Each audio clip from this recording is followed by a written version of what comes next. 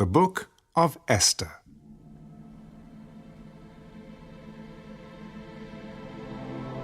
Now it came to pass, in the days of Ahasuerus, this was the Ahasuerus who reigned over 127 provinces from India to Ethiopia. In those days, when King Ahasuerus sat on the throne of his kingdom, which was in Shushan the citadel, that in the 3rd year of his reign he made a feast for all his officials and servants, the powers of Persia and Media, the nobles and the princes of the provinces being before him, when he showed the riches of his glorious kingdom and the splendor of his excellent majesty for many days, 180 days in all. And when these days were completed, the king made a feast lasting 7 days for all the people who were present in Shushan the citadel, from great to small, in the court of the garden of the king's palace. There were white and blue linen curtains fastened with cords of fine linen and purple on silver rods and marble pillars, and the couches were of gold and silver on a mosaic pavement of alabaster, turquoise, and white and black marble. And they served drinks in golden vessels, each vessel being different from the other, with royal wine in abundance, according to the generosity of the king. In accordance with the law, the drinking was not compulsory, for so the king had ordered all the officers of his household that they should do according to each man's pleasure.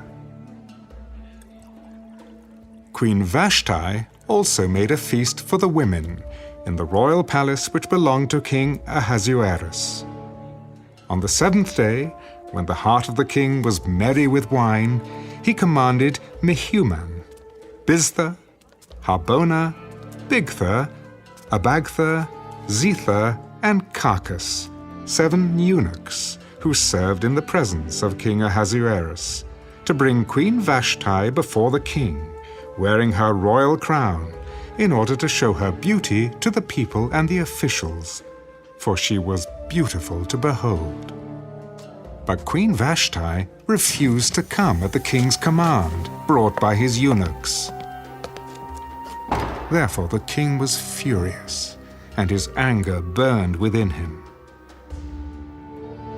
Then the king said to the wise men who understood the times, for this was the king's manner toward all who knew law and justice, those closest to him being Karshina, Shetha, Admatha, Tarshish, Meres, Marsina, and Memucan, the 7 princes of Persia and Media, who had access to the king's presence and who ranked highest in the kingdom.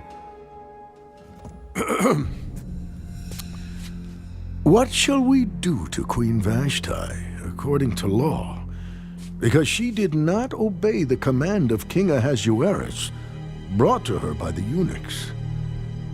And Memucan answered before the king and the princes, Queen Vashti has not only wronged the king, but also all the princes and all the people who are in all the provinces of King Ahasuerus.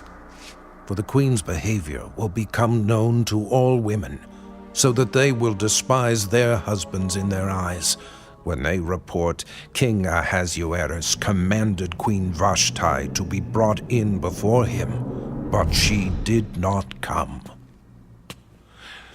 This very day, the noble ladies of Persia and Media will say to all the king's officials that they have heard of the behavior of the queen. Thus there will be excessive contempt and wrath.